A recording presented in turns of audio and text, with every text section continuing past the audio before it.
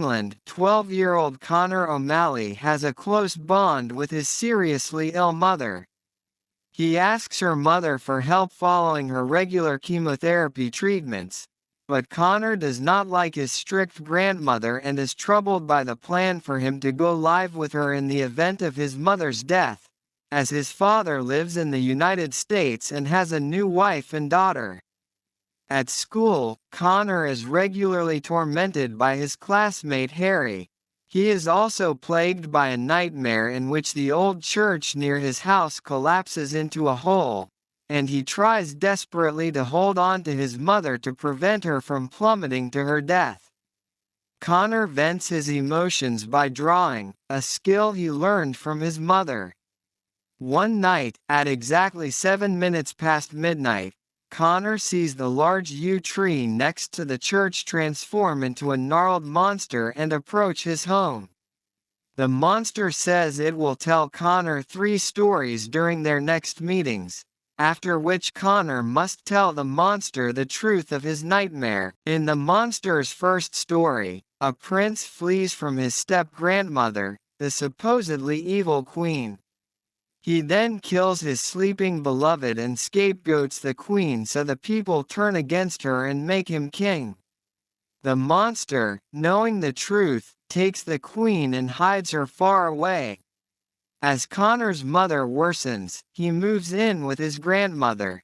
His father comes for a visit and takes Conor to an amusement park. He invites Conor to come spend Christmas with him, but Conor is disappointed, as he had hoped his father would ask him to move to America. That evening, Conor summons the monster by making the hands of his grandmother's prized grandfather clock display 12:07. In the monster's second story, a hard-hearted parson forbids an apothecary from extracting medicine from an old yew tree, only to change his mind when his own children become ill. The apothecary refuses to help him, and the monster begins to destroy the parson's house as punishment. Conor enthusiastically joins in on the destruction, and really destroys his grandmother's sitting room in a fit of frustration. When she returns, his grandmother, while shocked and upset, does not punish Conor. Final treatment. As it is derived from the yew, Conor implores the monster to heal his mother, but the monster dismisses the matter as outside of his responsibility. At school, after Harry tells Conor he will no longer bother him because he no longer sees him, the monster tells his third story, a brief tale about a man no one sees who cannot stand it anymore, and calls a monster.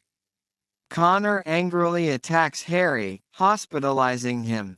To his disappointment, the head teacher, aware of his current home situation, refrains from punishing Conor.